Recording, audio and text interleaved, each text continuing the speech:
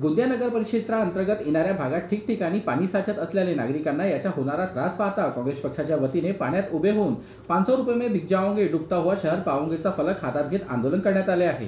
गोंदिया शहराच्या मामा चौकात हे आंदोलन करण्यात आले। या ठिकाणी असलेल्या चौकात गट्टू लावण्यात आले आहे, मात्र नालीचे बांधकाम करण्यात न आल्याने इतर ठिकाणी असलेल्या नालीचे पाणी या ठिकाणी रस्त्यावर येत असून गुडघाभर पाण्यातून वाट काढून नागरिकांना तसेच शालेय विद्यार्थ्यांना याचा त्रास सहन करावा लागत आहे। तर हीच परिस्थिती याच ठिकाणी नाही तर गोरेलाल चौक, हनुमान चौक यासह शहरात ठिकठिकाणी अशीच परिस्थिती पाहायला मिळत आहे।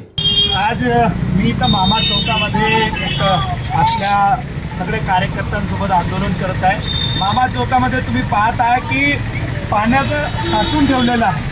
हीच परिस्थिती पूर्ण शहरामध्ये ते आपल्या नगर परिसर असो किंवा शंकरलाल चौक असो, गोरेलाल चौक असो किंवा नेहरू चौक असो, प्रत्येक चौकात पाण्याने डबाडब भरून आहे।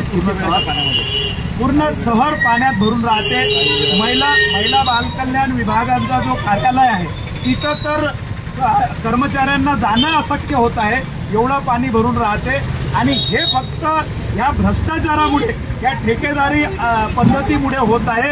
आपला इथला आमदारच ठेकेदार आहे। मागचे जे आमदार होते ज्यांनी 15 वर्ष राज केले तेही तेच ठेकेदार होते।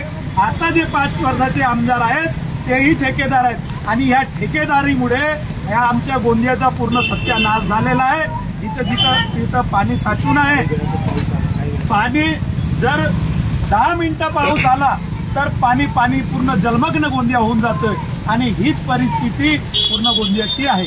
तर जलमय झालेल्या गोंदिया शहरात अनेक दुकानांसमोर पाणी साचत असल्याने दुकाने बंद ठेवावी लागत आहेत। तर नागरिकांना आपल्या घरासमोरील दरवाजे बंद करून राहावे लागण्याची वेळ आली आहे।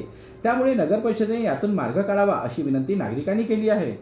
जीबी न्यूजचे प्रत्येक अपडेट मिळवून घेण्यासाठी तुम्ही आमच्या चॅनलला लाईक करा, सबस्क्राइब करा आणि शेअर करा। तसेच बेल आयकॉनला सुद्धा प्रेस करा।